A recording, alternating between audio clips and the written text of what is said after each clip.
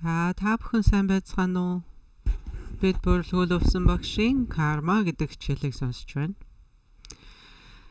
За ингээд ер нь бол карма үлийн өөр дахин төрөл хойд дүр зэргийн талаар та бүхэн өмнө нь зөндөө олон удаа сонсч ирсэн баха. Миний зарим хичээл дээрээс болон ер нь янз янзын багш нараас энэ тухай сонсч ирсэн баха.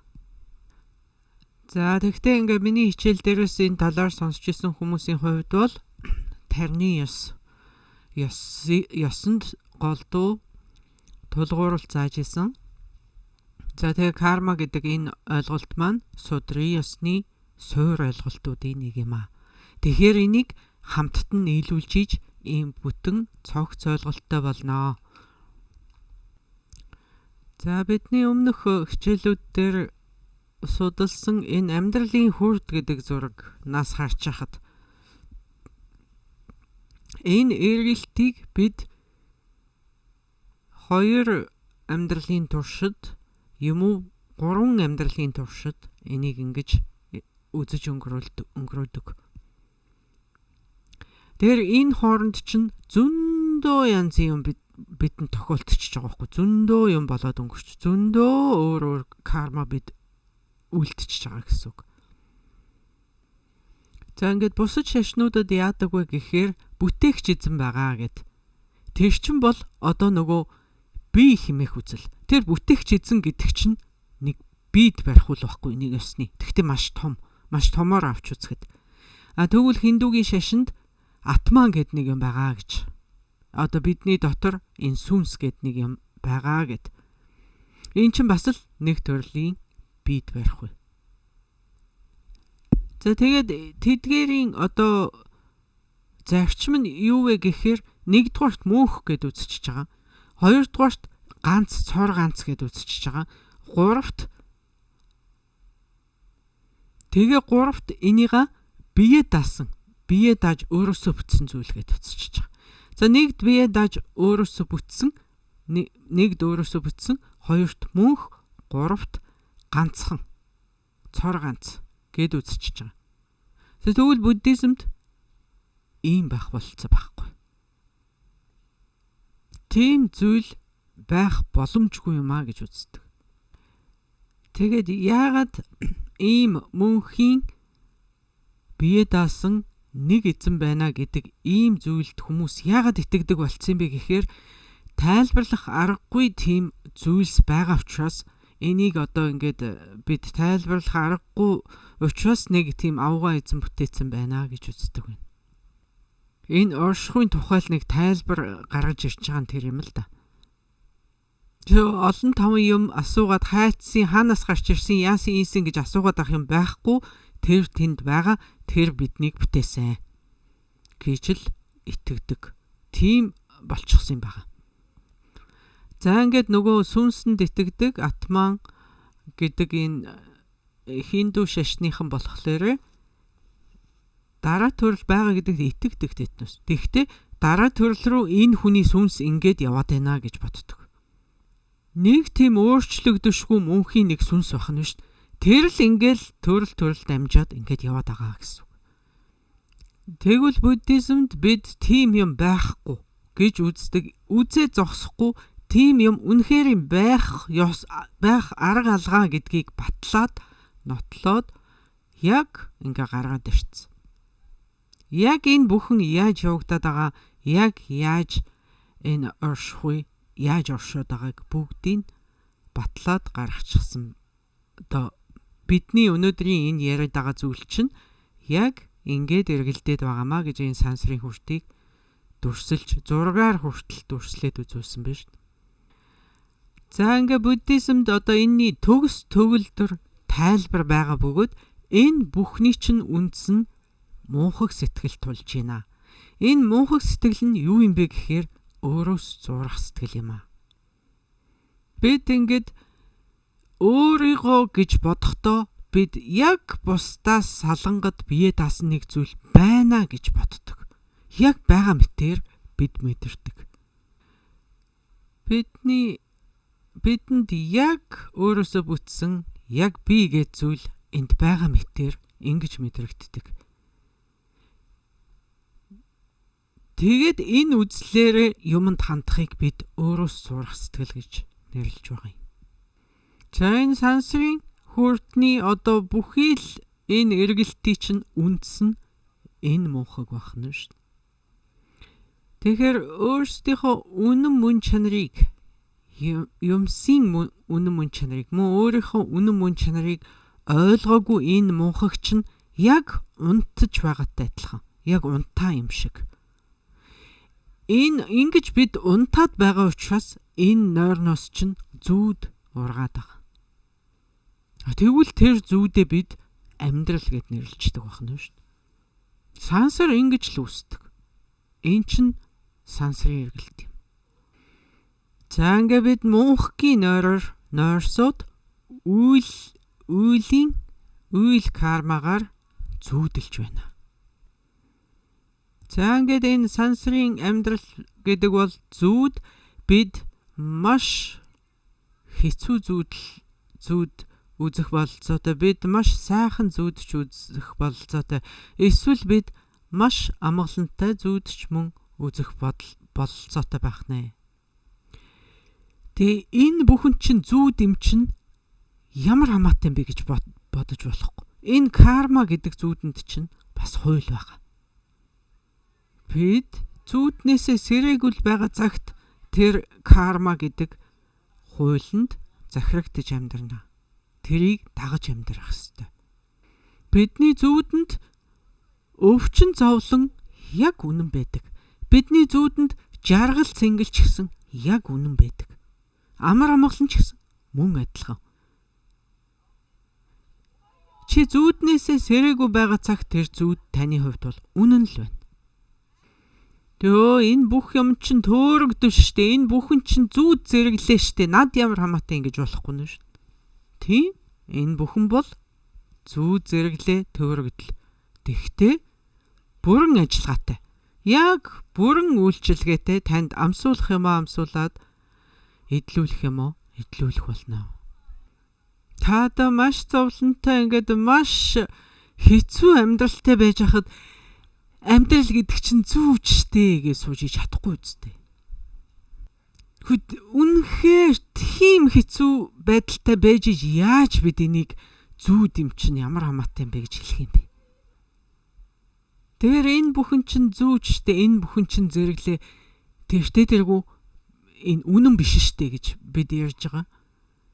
Яагаад бид энэ стил энэ үеийн өрийн хуулийг дагах ёстой юм бэ гэвэл жишээлбэл иймэрхүү жишээ авсанд уушлаарай. Тэгвэл таны маш ойр дотны хин нэгэн хүн асварлаа гэж бодъё. Тэгэхэд чин би танд наа чин зүүж штэ. Наа чин зүүд байхгүй гэж хэлвэл танд ямар байх вэ? Санаа зовсны хэрэггүй наадах чин зүгээр төөрөгдөл байхгүй юу гэж. Юунда хөлсөн, юунда зовсон наа чин зүүд зэрэглээ штэ гэвэл ямар ч хүн юу яриад байгаа юм бэ гэж хэлнэ үсттэй. Тийм энэ бүхэн бол зүүд. Тэгтэл бид энэ зүүдийг хүндэтгэж амьдрнаа. За тэгэхээр бидний ухамсарт хадгалагдаад ул мөрөө үлдээсэн тэрхүү ул мөрүүдийг бид карма үйл гэж нэрлэнэ. Бидэнд хэд хичнээн карма байгаа вэ гэж та асуух юм бол номер баггүй, тоо баггүй, тоошгүй олон карма байгаа. Тэгэхээр энэ бол ерөөсөө тоо хэмжээгүй хязгааргүй их боломж байна, хязгааргүй их чадах байна гэсэн үг. Нэг үгээр хэлбэл танд ерөөсөө ямар ч зүүд үзэх бололцоо байна гэсэн үг. Ямар л бол ямар зүүд үзэх тийм бололцоо танд дүүрэн байна. Баянч болох, ядууч болох, маш сайн хүнч болох, маш муу хүнч болох. Зүүдэндээ заримдаа бас та хүн ална. Эсвэл та хүнд халагдаж болно. За ингээл янз бүрийн юмд хөөгдөн, янз бүрийн юм хөөн, юу л бол юу болох бололцоотой шүү дээ зүүдэнд. Тэгээ ямар төрлийн зүүд үзэх вэ гэдэг чинь нөхцлөөс шалтгаалах гэдэг. бидэнд энэ өгж байгаа нөхцлүүдээс. За ингээд бидний ухамсарын суурьнд бүх төрлийн боломж байгаа гэж сая хэлсэн. Бүх төрлийн чадах байгаа. Тэгэхээр та буруу нөхцөлийг өгч. Буруу нөхцөл бүрдүүлээд өгчхтэй зэрэг тэр одоо муу карма нь боловсроод гараад ирнэ. Та сайн нөхцөлийг нь бүрдүүлээд өгчих юм бол сайн карма нь боловсроод гараад ирнэ. Ингээд та ямар зүй зүйдлэх вэ гэдгийг шийдэж болж байгаа биз? За ингээд шунал гэдээ аваад үзэхэд бидэнд 3 янзын шунал байгаа. За үндсэндээ 2 янзын гэж хэлж болно. Тэгтээ бас нэг бий.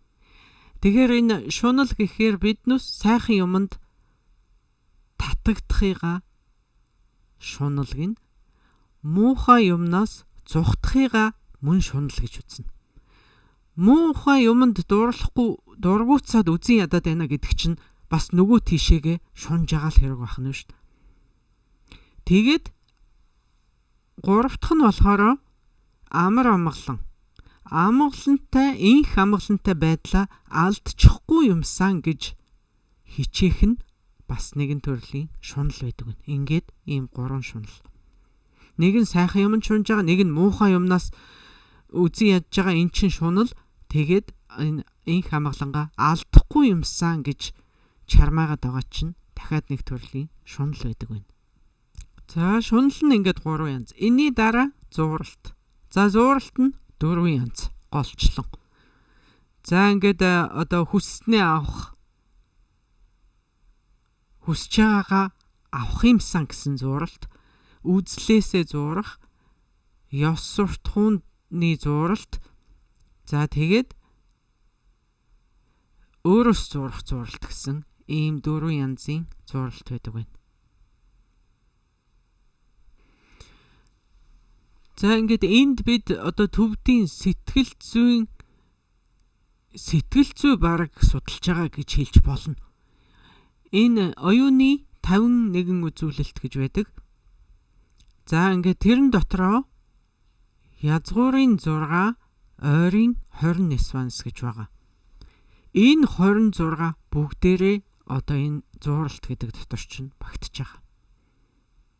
За ингээд одоо энэ шунал зууралт 2 байна шүү дээ. Энэ шунал зууралт 2 дээр биднээс буруугаас нь зурхгүй гэлчих хэрэгтэй. Яагад гэвэл энэ хоёрыг чинь дараа одоо нөгөө авахгүй гэдэг нь байж байгаа байхгүй юу? 19 шүтэн барилгын одоо яг төрөл авах нь. Тэгэхээр чинь биднээс муу нөхцөлийг нь өгчих юм бол муу төрөл аваа, сайн нөхцөлийг нь өгөх юм бол сайн төрөл авах гэдэг шүү дээ. Бидний энэ зууралт үеийн үрийн хуйлтай хашилсан тийм зууралт байх юм бол бид дараачих нь тэр авахгүй гэдэг дээр муу төрлийг авчна. Доогуур доо төрлийг авчна. Хэрвээ бидний зууралт одоо энэ үеийн үрийн хуйлтай зохицож байвал тийм зууралт байх юм бол бид одоо сайн төрлийг авах тийм бололцоо гарч ирж байгаа юм байна. Аятайхан сайхан төрөлд амар амгалантай амьдралыг авах бололцоотой. За ингээд одоо өстэй таны ямар нөхцөл бүрдүүлснээс чинь шалтгаалаад бид ямар төрөл төрөх вэ гэдэг төрлөө авчиж байгаа. Тэгээ дараа нь яах вэ гэхээр төрнө. За ингээд бидний төрөл 4 янз. Өндөгнөөс, уманаас, чигдулаанаас болон хувилж төрөх гэсэн.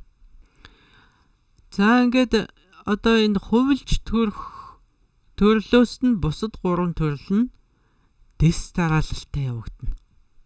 Дэс дарааллаар явагдана. Харин энэ хувилж төрөх нь агшин зуур явагдана. Хувилж төрөх бол ерөөсөө нэг мөсөн нэгэн зэрэг үе шатгүйгээр явагдана. Бараг л зураг тасааж байгаа юм шиг л зураг тасааж байгаатай л адилхан гинт гарч ирэх нь шүү дээ.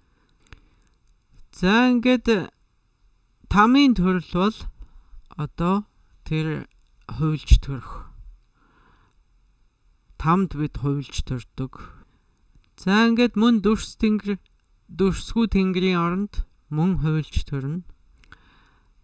За ингээл одоо хүн болж төрөх талаар одоо ямар хуу үе шатуудыг дамжих уу, хэдэн 7 хэдэн хоног дээр ямар болох уу, энэ талаар одоо заасан судар зөндөө байгаа. Судрын ёсонд Тэжээх ухааны судар, янз янзын судруудад энэ талаар маш дэлгэрэнгүй одоо ёстой нэгэнгүй заасан байдаг. За тэгэхээр энийг айтайхнаар ингээд тайлбарлаад хэлэхэд карма гэдэг бол боломж. Өөрөөр хэлбэл чадвах гэд орчуулчих. Кармаг чадвах гэд орчуулчих. За төөрөгдөл гэдгийг нөхцөл гэд орчуулчих. Төөрөгдөл бол нөхцлүүд юм аа. За тэгээд нөгөө 12 шүтэн барилгын 7-гийн зовлон гэж бид нэрлсэн ш. Зовлонгоо бид амьдрал гэд нэрлэж. Чадвах, нөхцөл, амьдрал гэснээр өчлөө ш. Тэгэхээр бидэнд энэ төрөл дараачийн төрлүүдэд ямар бүх төрлийн чадвах бидэнд байна. Бүх төрлийн чадвах байгаа. Тэгэхээр зөв нөхцлүүдийг бид бүрдүүлж өгөх хэрэгтэй байна. Тэг янз бүрийн бүх төрлийн чадвах байна гэдэг чинь бидэнд бүх төрлийн амьдралыг үзэх боломж байна шүү дээ. Тэгэхээр нөхцлүүдийг нь зөв сонгоо гэдэг. За ингээд та одоо надаас би одоо ингээд янз бүрийн бүх төрлийн чадвах байгааг ойлгочлоо. Тэгээ бүх төрлийн амьдралыг одоо үзэх тийм болцоотой байна. Тэгэхээр яг ямар нөхцөлийг би сонгох хэрэгтэй юм бэ гэж та надаас асууж шин. Тэгвэл энэрл нэгүсэл бясалгал гэж би хариулна. Энэрл нэгүсэл сайхан сэтгэлийн дадлага таны энэ нас эрх төрөл болон тоошгүй олон төрлүүдэд сайн төрөл төрөх болцоог олгоно. Тэгээ зогсохгүй бас гэгэрэлт хүрэх нэгэн маш чухал нөхцөл нь болж өгч болдог. За ингээд би илүү амар амгалантай инх тайван амьдралыг сонгомоор байна гэх юм бол бясалгал хийх хэрэгтэй.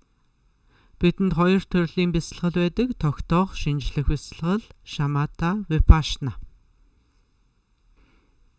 За ингээд эдгээр бясалгалаар та энэ төрөл, эрх хойчийн тоошгүй олон төрөлдөө амар амгалантай инх тайван амьдралыг олох бололцоотой. За тэгээд зогсохгүй гэгэрэлт хүрэх нэгэн маш чухал нөхцөлийг бясалгалаар та олж авах болно.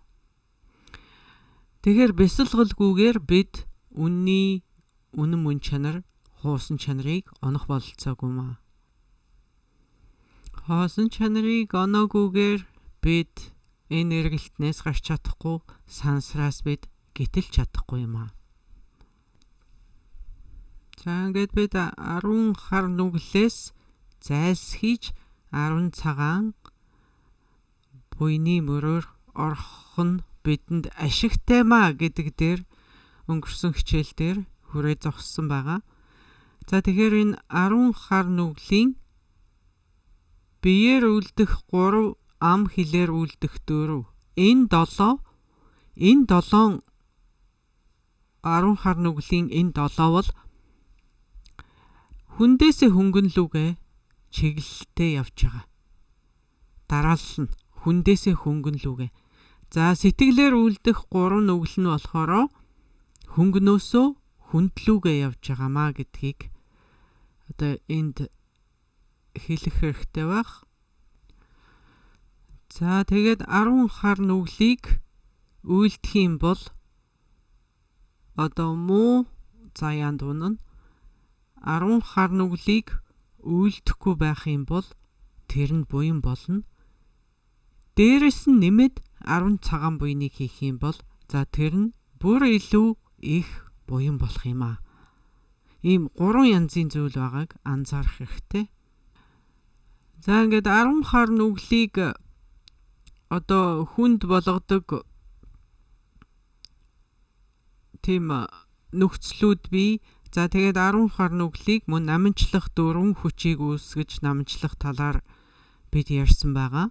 Тэгвэл 10 цагаан буян дээр мөн 10 цагаан буяныг хүчтэй болгодог дөрвөн зүйл бас байдаг байна.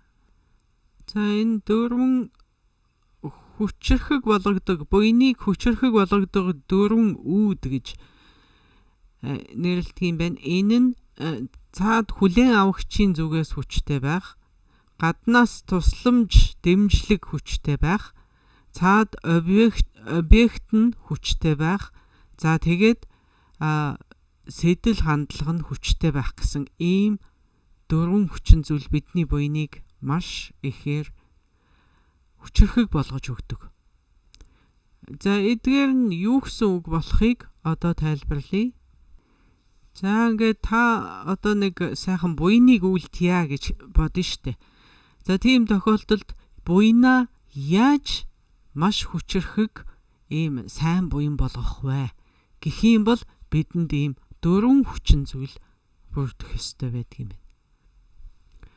За энийг тайлбарлахдаа энэ дөрвөн хүчийг сүүлийнхаас нь эхлүүл хандлага нь хүчтэй гэдгээр юу гэж байгаа вэ гэвэл бидний сэтэл хандлага хайр энерги дээр үндэслэсэн байх юм бол тэр буян маш хүчтэй болдог байна.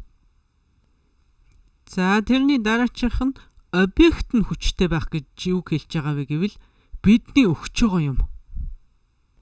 За 3 төрлийн юмыг бид бусдад өгж болдог юм байна. Эд материал, эсвэл эм, эсвэл эрдэм мэдлэг. Оюун бэлэг өгч болдог юм байна. За энэ эд материал өгөх нь мэдээж буян, тэгтээ тийм хүчтэй буян биш байна. Төвний оронд эм тан хүний өвчнийг илэршүүлэх юм өгөх юм бол хамаагүй илүү хүчтэй буян болдог юм байна. За тэгвэл бүр эрдэм мэдлэг, бэлэг бэлгүүний өглөг өгөх юм бол түүн шиг дээдийн буян байдаггүй байна.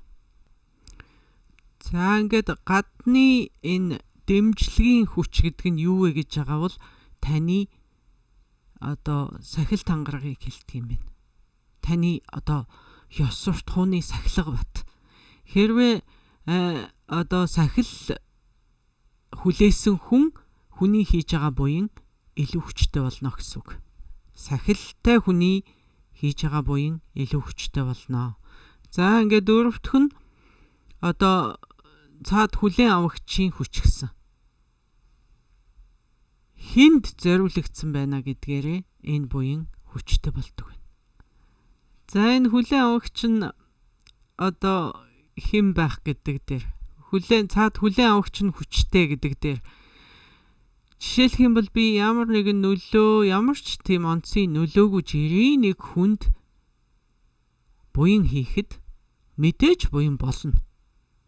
Тэгтээ тийм чиг онцгой хүчтэй буян болдоггүй. Хэрвээ би маш чухал хүнд, жишээлбэл одоо энэ Америкийн ерөнхийлөгч Дональд Трампд би бэлэг бэлгүүний мэдлэг өгье, номын мэдлэг өгье.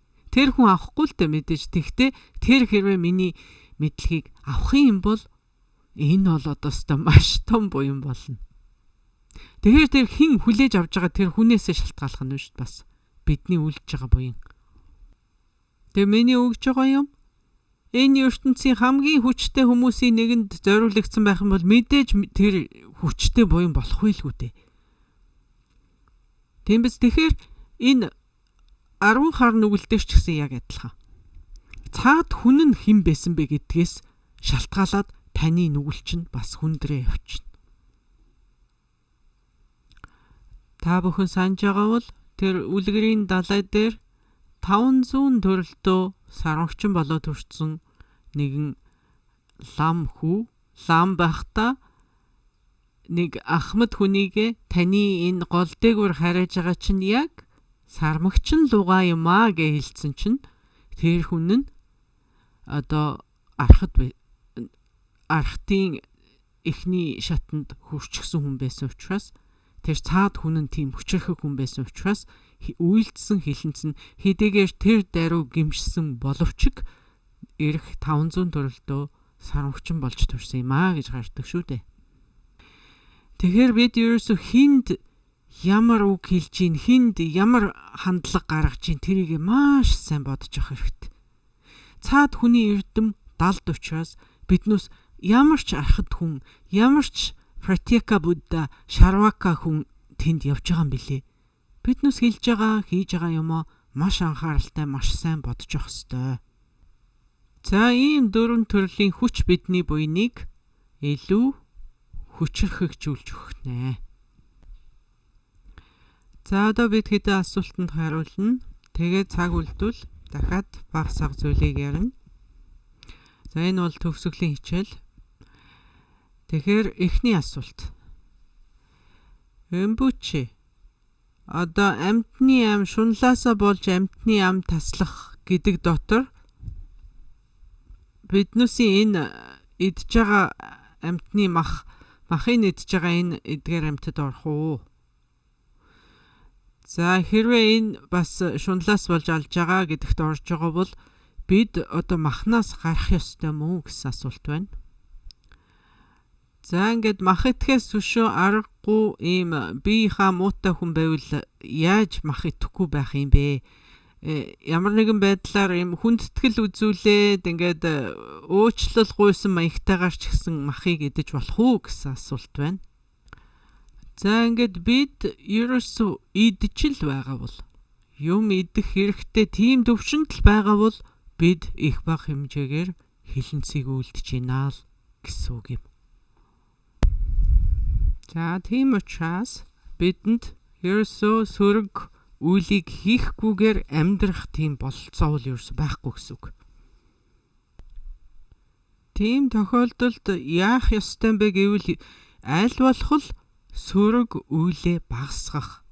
За тэгээс сөрөг илүү тэрнийхээ яг эсрэг тэр эерэг цагаан үйлүүдийг нь ахиухан хийх. Тийм л аргыг бид хэрэглэж чадна. Идчил байгаа бол алжил байгаа л гэсэн үг байна шүү дээ. Тэгэхээр ч маш сонирхолтой болчихж байгаа үстэй. За тэгээд жишээлх юм бол одоо би нэг хүнийг авчираад би нэг өхөр алуулъя гэж бодъё. Тэр алсан хүн бид хоёр яг адилхан хилэн сураач байгаа. За тэгтээ энэ захиалж алуулж байгаа хүн давхар хилэн сураач байгаа. Давхар. За тэгээд мөн тэр махнаас эдэлцэж байгаа хүмүүс бүгдээрээ хилэн сураач байгаа.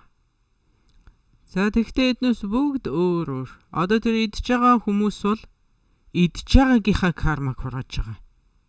Үйлийг. Тэгтээ яг тэр захиалж алуулсан шиг үйлийг хураах уу гэвэл бас үгүй юм шиг байна. За тэгээд бас яг гардаж алж байгаа тэр өхөр гаргаж байгаа хүн шиг хилэн сураах уу гэвэл бас үгүй.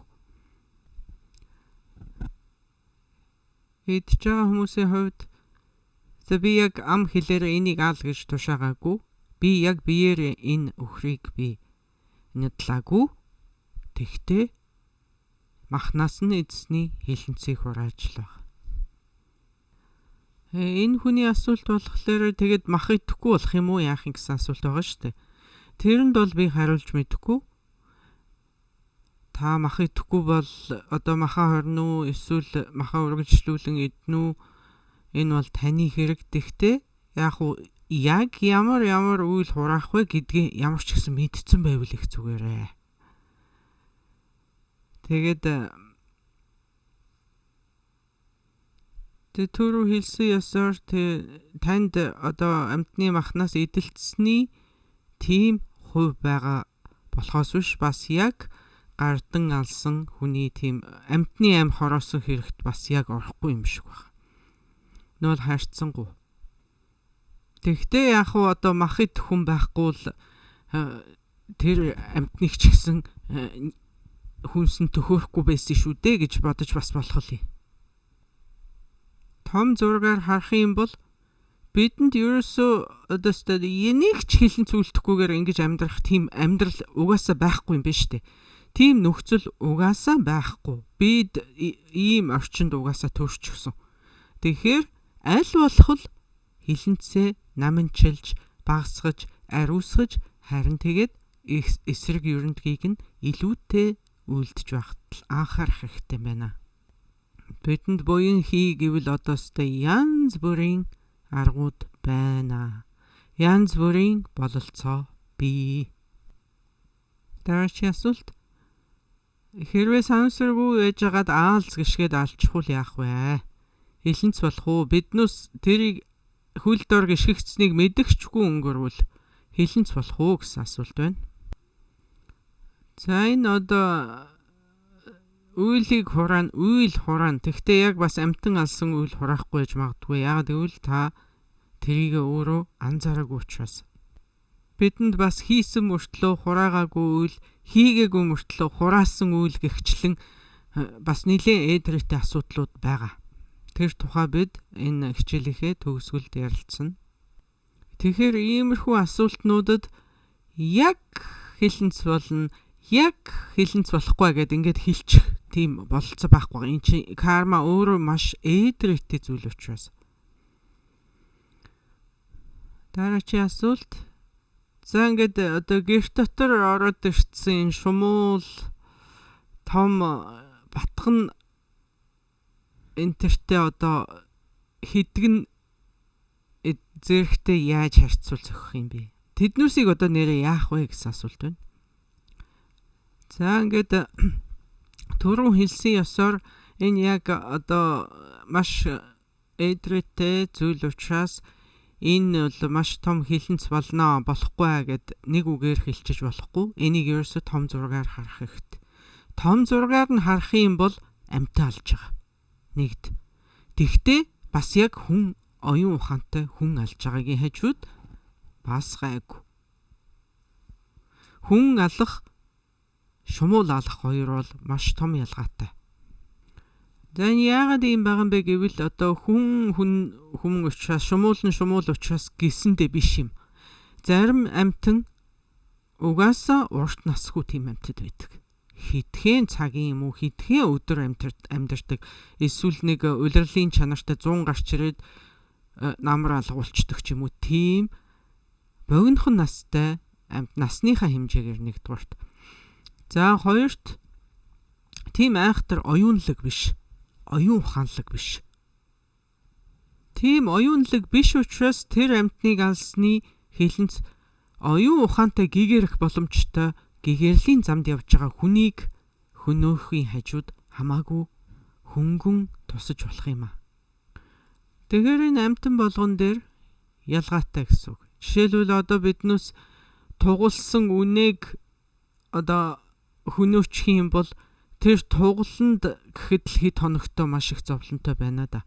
Тэр тугал айгуул бол хэд хоног ээжигээ хайн, санан хэцүүднэ. Тэгэхээр одоо шумуултай харьцуулахад бол энэ бас хүнтэй харьцуулахад адгуус мөртлөө бас шумуултай харьцуулахад илүү чухал амьтан болчиход байгаа. Илүү оюунлаг бас сэтгэх чанартай, ээжигээ санах чадвартай ийм амьтан болчиход байгаа. Энэ бүхэнд өөр үйлийг хураана. Өөр үйлийг бид хураах юм аа л гэж ойлгох хэрэгтэй. Үхэр алах нь хүнийг хөнөөхөөс арай гайгүй, шумуулыг хөнөөхөөс арай хүндээ л гэсэн үг. Тэгэхээр энэ шумуулны тухайн асуусан асуулт байгаа. Энэ дээр бол хэлэхэд хэцүү юм. Энэ хилэнц үү гэвэл хилэнц.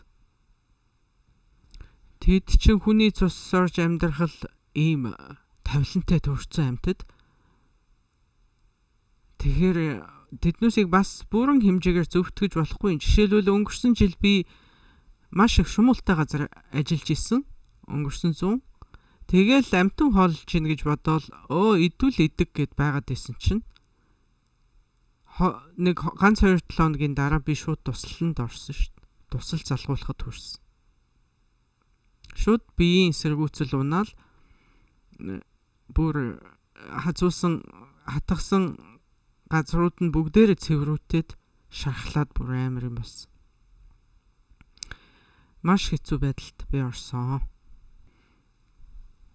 Тэгэхээр одоо өөр амьтаа алж яхахын оронд шумуул хөнөөх юм бол бас хамгийн л гайгүй хилэнц хураах болов уу гэж би бодож байна.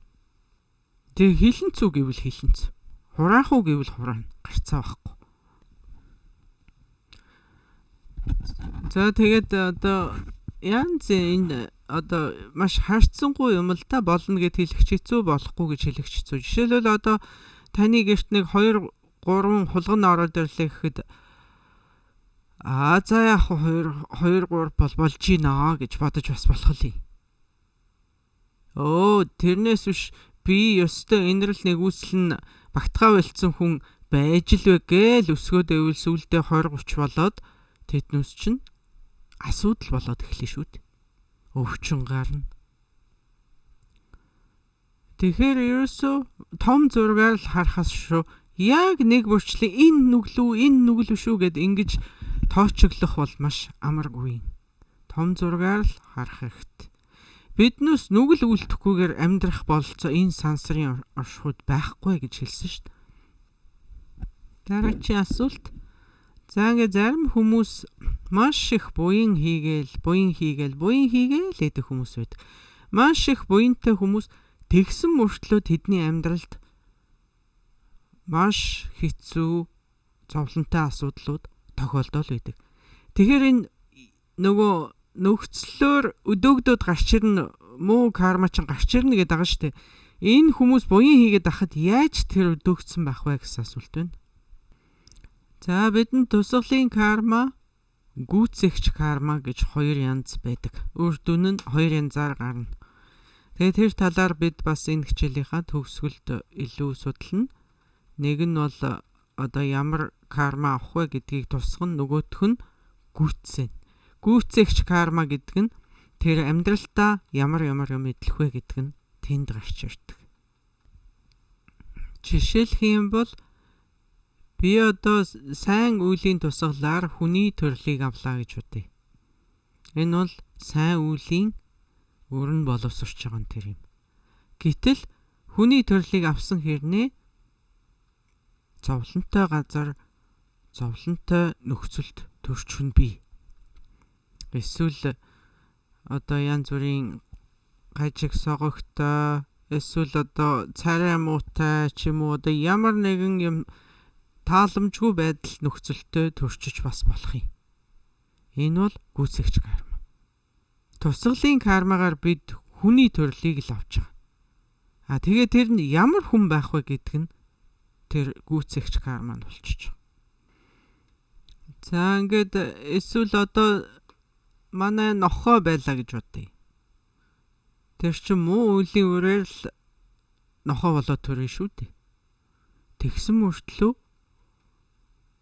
зарим нэг хүнээс илүү сайхан нөхцөлд, сайхан байранд, сайхан хоол идээд насаа өнгөрөх нь сайхан асрамжлуулаад насаа дуустал байх нь бий. Дараагийн асуулт. Хүнийг уучлснаар үйл нь арилах уу гэсэн асуулт байна.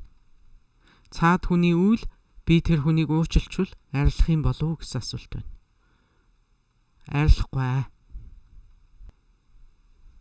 Тэгээ уучлснаар би өөрийнхөө л хувьд сайн зүйлийг хийж байгаа болохоос биш тэр хүний нүглийг би эндээс арилгачна гэж байхгүй. Харин тэр хүнийг уучлаагүй байснаар би одоо ууралж хилэгнэж янз бүрийн хариу үйлдэл хийж тэгэх байсан тэрийг харин би энэ уучлалаар зогсоогоод эн чинь би өөрөө л амгаланг болж байгаа. Өөрийгөө амгаланг болоод өөртөө хилэн сураахаал багсгаж байгаа болохоос биш нөгөө хүний нүгэл намайг уучлсны хүчээр арилна гэж байхгүй. Дараагийн асуулт. Рембуче. Та энэ одоо өвчтөй хэцүү нөхцөлд ядуу хоолгүй өсөж байгаа ийм болоод төрчихсөн хүүхдүүдийн кармаг яаж тодорхойлох вэ? Энэ одоо тэр хүний хувийн карма байна уу? Улс орных нь карма байна уу? Одоо ямар кармагаар дөнгөж төрөнгүүтээ ийм өлсөглөн, ийм өвчтөй, ийм хэцүү нөхцөлд төрчих вэ гэсэн асуулт байна. За ингээд бүхнийг мэдгч бурхан биш учраас би энэ асуултанд хариулж чадахгүй. Тэгтээ өөрийнхөө багсаг мэдлэг дээр тулгуурлаад зүгээр таамаг хэлье гэх юм бол аль аль нь л баг. Аль аль нь. Тэр хувийнх нь кармач байгаа, нийтлэг улс орных нь кармач мөн аль аль нь хамтарсан болов уу гэж би бодож байна. Дараагийн асуулт. За ингээд хүнд бүтлгүй явдлууд тохиолдоод бийнхаа өвчин ороогоод ингээд золгүй бүтлгүй явдлууд тохиолдоод эхлэх юм бол таны сүсэг бишрэлийн дадлага амжилттай болж гинэ гэсний дохио гэж үнэн үү гэсэн асуулт байна. За энэ үнд бол би магадгүй гэж л хариулна. Тийм ч гэж хариулж чадахгүй, үгүй ч гэж хариулж чадахгүй. Карма гэдэг бол маш талд үзэгдэл шүү дээ. Өчийг нь олоход зөвхөн бурхан л энийг олж чадна. Тэгтээ магадгүй л юм. Магадгүй л гэж хариулна. Зарим хүнд азгүй явдлууд тохиолдчихж тэр хүн маш сайн хүн болж хувирдаг шүү дээ. Алтан дээрээсээ суралцдаг гэсэн үг.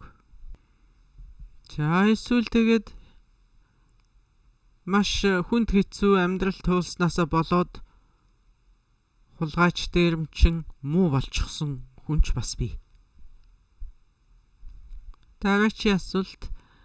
Рембуче ямар төвшөнд хүрж иж биднээс дахиад эргэж төрөхгүй болох вэ? Аль яг сэтгэлийн ямар төлөвт бид орох ёстой бэ гэсэн асуулт байна. За гэгэрлийн 5 зам байдаг. Гэгэрэлд хүрэх 5 үе шат байгаа. Чуулганы мөр, найруулгын мөр, үзэхүй мөр, бяцлахын мөр, үйлс суралцахын мөр гэж. Тэгэхээр чуулганы мөр нь дотроо 3 үе шаттай, найруулгын мөр нь дотроо 4 үе шаттай, үзэхүй мөр нь дотроо 2 үе шаттай, бяцлахын мөр нь 9, үйлс суралцахын мөр гэдэг бол гэгэрэл. Тэрнээс цаашаага юу ч байхгүй гэсэн үг. Тэгэхээр ерөөсөө энэ үеийн үрээс салж дахиад энд төрөл авахгүй болёо гэх юм бол хуусан чанарыг л бид онох хэрэгтэй. Хуусан чанарыг онно гэдэг маань үзэхүй мөр. Үзэхүй мөрд хүрэх юм. Дараагийн асуулт. Өөрийн улмөр нь миний сэтгэлийн урсгалд суурьнд хадгалаастай байгаа. Одоогоор би уурлахгүй байгаа ч гэсэн тэр тэнд байгаа гэдгийг би мэдэж байна. Тэгэхээр энэ өөрийн тэр улмөрийг яаж би арилгах вэ гэсэн асуулт байна. За өөрийн эсрэг ерөндөг болсон сайхан сэтгэл, энэрл нэгүслийн дадлага хийх хэрэгтэй. За тэгж бид одоо өөрийг багасгана. Бүр арилгаж бас бүр арилтлан энэ сайхан сэтгэлийг бид дадуулж бас болно. За эсвэл бид бяцлаглаар таны бяцлал ингээд маш хүчтэй болоод ирэхийн цагт таны уур тэм хөдлөх аргагүй одоо биднийг эрхэндээ авах тийм аргагүй болчихдог. Таны сэтгэлээ хянах чадвар нэмэгдээд ахын хэрээр уурны хүч нь буураад байна гэсэн үг. Гэхдээ хэрвээ та үнэхээр уураас бүр мөсөн бүр мөсөн улмөргүй салъя гэх юм бол мөн л хоосон чанарыг онох хэрэгтэй. Энэрл нэгүслийн дадлага бясалгал зэрэг нь таны уурыг төр зуртал намжаан багасгана. Бүр мөсөн сална гэвэл хоосон чанарыг онох хэрэгтэй. Дараагийн асуулт. Бидний өвөг дээдсийн үйл хэрэг карма бидэнд нөлөөлнө гэж байх уу?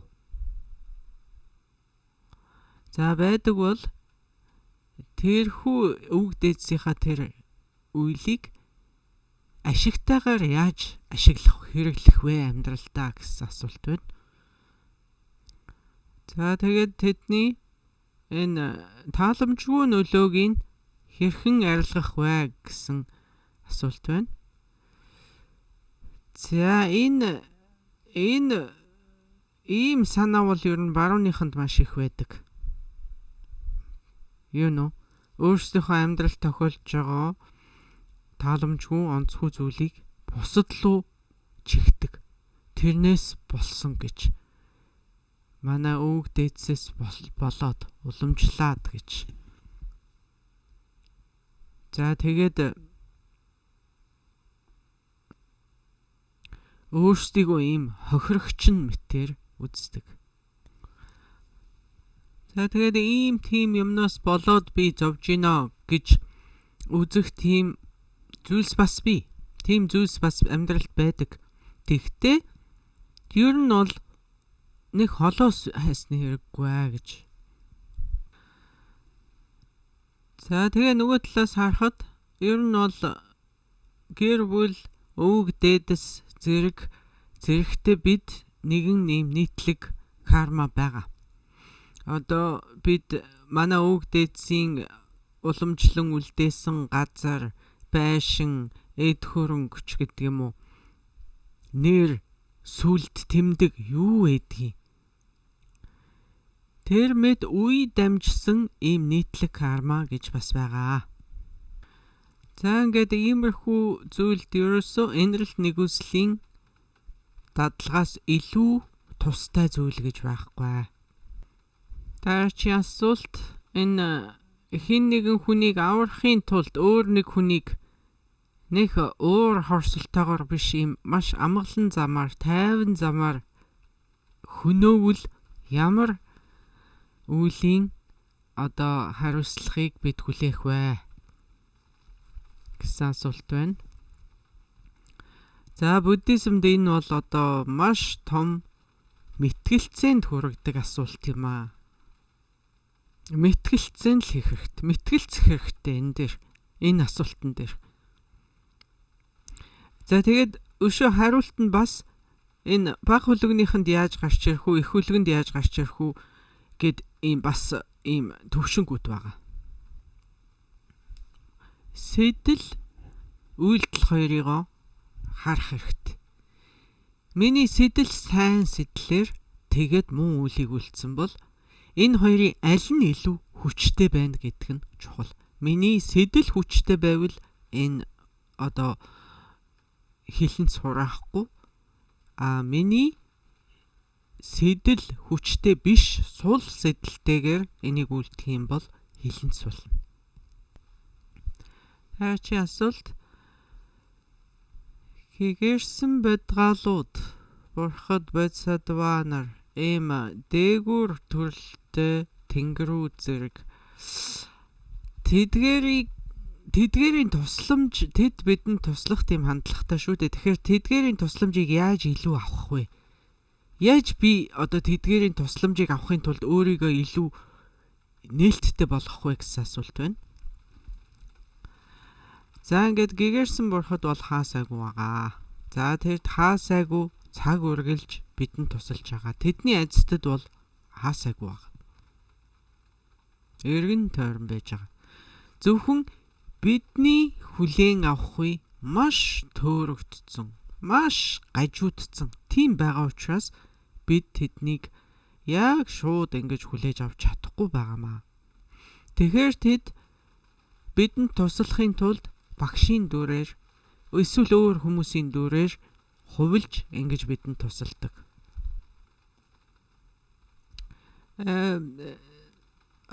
Мэлбогт ч байдаг юм уу ийм гэгэрсэн бодгалуудын түүхийг харж хахад тэд бурхтаас шууд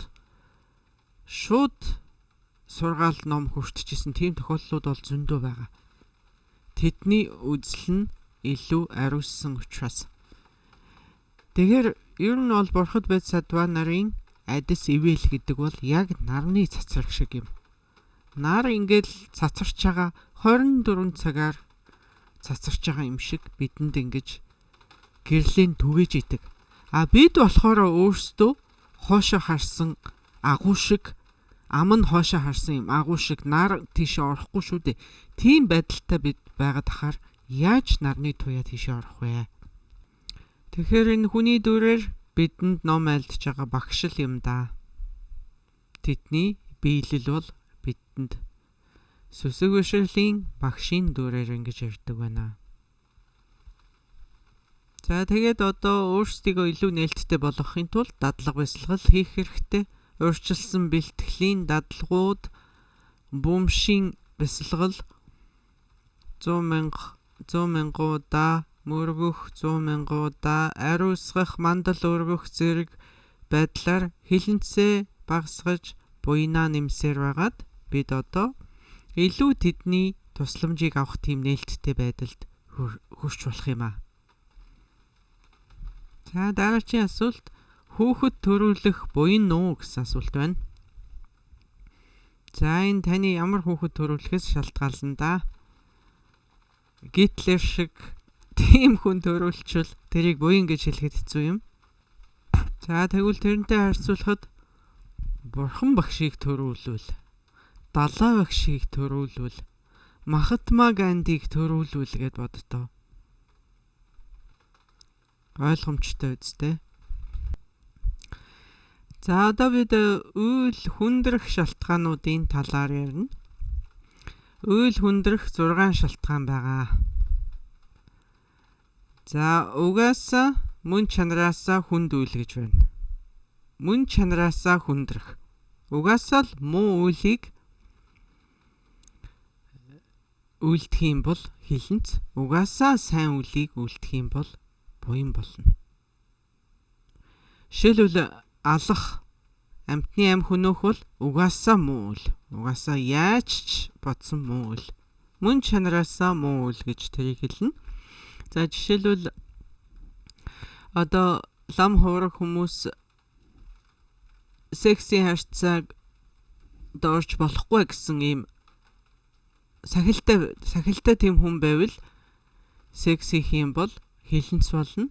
Тэгвэл секс өөрөө угаасаа мөн чанараасаа хилэнцтэй үйл биш. Тэгэхээр өөр байгааз нэг нь бол угаасаа мөн чанараасаа муу үйл гэж байдаг. Тэрийг хийх юм бол хүндэрнэ. 10 хар нүглэл واخгүй. 10 хар нүглээ. Угаасаа л нүгэл шүү. Үгийн нүгэл тийм нүглийг үлдэх юм бол тэр хүндэрнэ. 10 цагаан буйныг хийх юм бол бас буйн нь их эрчтэй болно. За ингээд хоёр дахьт нь сэдлээрээ хүндэрнэ гэж. Сэдэл хүчтэй сэдлээр хийх юм бол тэр үйл хүчтэй болно. Гурав дахь нь үйлдэлээрээ хүчтэй болно. Үйлдэлээрээ гэдэг нь хэр их хохирол учруулах уу те гэдгээрээ хэр их нөлөө үзүүлэх үү гэдгээрээ хэмжигдэж байгаа. За ингээд дөрөвдөх нь нөгөө одоо үйлдэлийн цаад суурь нь хинбэ гэдгээсээ шалтгаалаад хүндэрнэ. Ээжтэй, аавда, багштай, ачлалт хүмүүстэй хийж байгаа үйл илүү хүнд байна гэсэн үг. За тэгээд давтамжаараа хүндэрнэ. Олон дахин давтан хийгээд ах юм бол хүндэрнэ гэсэн үг. За тэгээд 6 дахь нь одоо ерөндөг дутагдсанаар эсрэг ерөндөгийг нь хэрэглэхгүй байгаад ах юм бол тэр үйл хүндэрнэ гэж. Ийм 6 төрлийн үйл хүндрэх ийм нөхцлүүд байдаг байна. За тэгээд альва одоо хийж байгаа бидний үйл болгонд 4 чанар бүрдчиж төгс үйл болно гэж. Суурь нь одоо тэгээд юу нь сэтэл нь тэгээд үйлдэл нь тэгээд төгсгөл нь бүрэн төгс. Ийм байж иж төгс үйл бүтнэ гэж.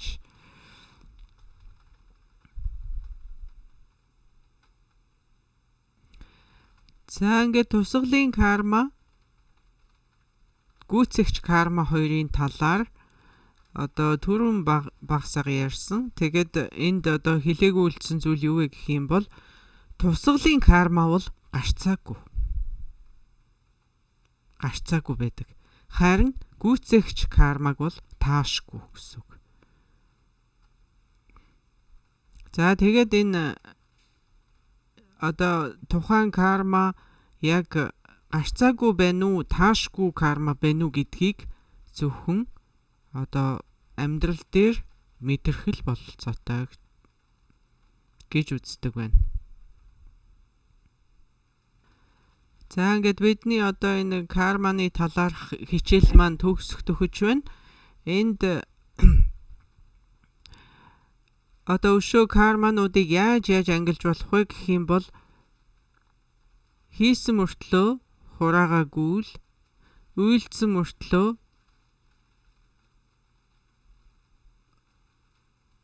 карма одоо үйлдсэн мөртлөө хураагаагүй л хураасан мөртлөө үйлдээгүй л хураagaачгүй үйлдээчгүй л үйлдсэн бас хураасан үйл гэж ийм дөрвөн янз байгаа. За тэгээд энэ үйлийн үрийг хизээ амсах вэ гэдэг дээр энэ насандаа эрх төрөлтөө эсвэл эрх аль нэгэн төрөлт гэсэн ийм гурван янз. За ингээд үйл хүчтэй байх юм бол маш хүчтэй байх юм бол энэ төрөлтөө шууд тэрийгэ эдлэх болцоотой. За тэгээд хүч нь арай сул байх юм бол тэгтээ бас нилээдгүй хүчрхэг үйл байж ич шууд дараачихаа төрөлт тэрийгэ амсах болцоотой. За тэгвэл түүнээс бусад үйл нь ирээдүйд хизээ нэгэн цагт өөр аль нэгэн төрөлт амсагдах тийм болцоотой байна.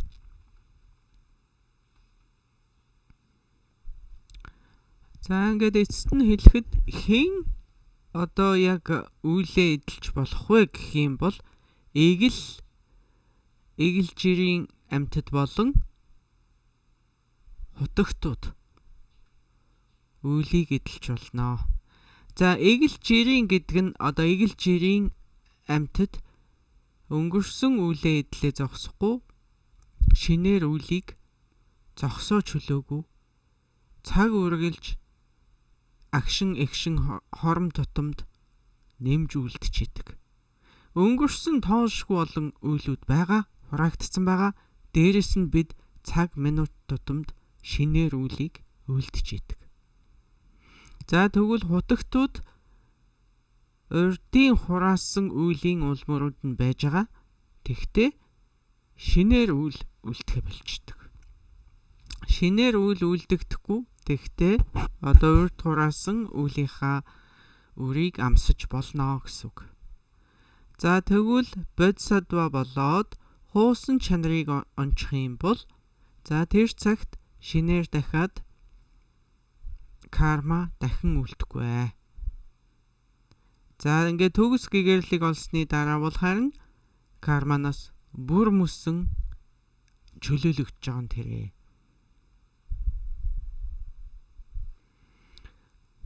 Яг одоогийн байдлаар бидэнд одоо үйлийг үлдэхгүй байх арга байхгүй юм. Бид үйлээс ангижаагүй байгаа учраас үйлийг үлдчил таарад байгаа юм. Тэгэхээр ямар ч гэсэн бид муу үйлийг хороод сайн үйлийг нэмэгдүүлэх тийм зорилготой. Тэгж байж бидний урд хураасан сайн үйлүүд боловсрч одоо бидэнд гарч ирж ингэж үзэгдэж, мэдрэгдэж, эдлүүлэх бид одоо сайн буйныхаа үрийг эдлэх тийм бололцоо гарч ирэх гээд байгаа. Тэгэхээр кармаг үйлдэхгүй байх бидэнд ямар ч арга байхгүй хэдий боловч аль кармагийн төрүүлж боловсруулах вэ гэдэг дээр бидэнд бас тодорхой хэмжээний сонголт байгаад байгаа. Тэр нь бидний одоо хийж байгаа үйлдэлээс шалтгаална. Тийм болохоор бид ингэж ярьдаг штеп. Өнгөрснийг бид одоо яах ч аргагүй намынчилж гимшиж ариусгахаас өшөөгөөр яах ч аргагүй маа гэхэд ирээдүй харин бидний гарт байгаа шүү гэж. Ирээдүй бидний гарт байна шүү гэдэг чинь бид ямар амьдралаар яаж амьдрах вэ гэдгийг шийдэж болохоор байна гэсэн үг байгаа штеп. Арай жоохон тодруулаад хэлэх юм бол бидэнд яг одоогийн байдлаар бидэнд өхгүй байх юмсан гэсэн сонголт байхгүй. Бидэнд төрөхгүй байх юмсан гэсэн сонголт байхгүй. Бид өөрөө ирэхгүй төрж байгаа, өөрөө ирэхгүй өгч байгаа. Тэгтээ харин хаана төрөх вэ? Ямар амьдралаар амьдрах вэ? Хэрхэн одоо өхөж болох вэ гэдгийг биднээс сонгож болох гээд байгаа. Тэгэхээр хамгийн сүүлд одоо та бүхэнд юу гэж захимаар байна гэвэл үеийн үрд итгэх хэрэгтэй, үеийн үрийг дадуулах хэрэгтэй. Энэ хичээлийг сонсноос хойш яг 21 хоног өөрийгөө нэг хянаад үз. Шалгаад үз. 10 хар нүглийг би үлдэхгүй байж чадж гин үү? Хэдийг нь үлдээд байна? Яаж байна? 10 цагаан буйнаас би хэдийг нь үлдэж чадчих байна? Хэрхэн аль нь илүү байна? 21 хоногийн турш маш шаргуу ажиглаад шалгаад үзээрэй.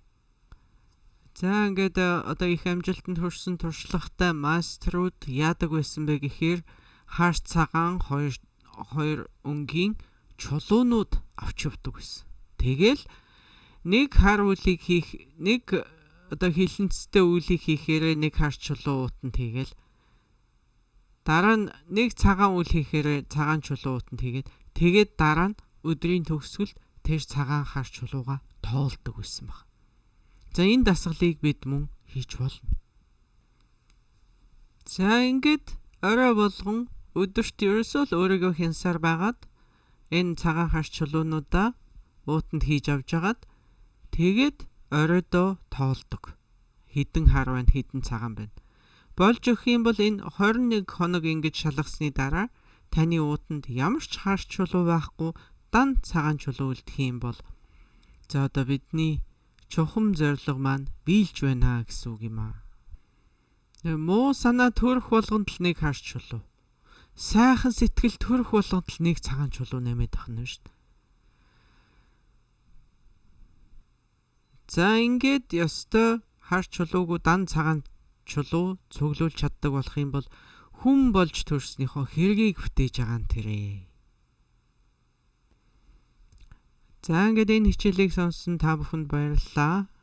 Энэ хичээлийг сонссон та, энэ хичээлийг орчуулсан би одоо энэ хичээлийг номлосон багш гурав бид бүгдээрээ сайн үлийг хураасан байхаа гэж найдаж байна.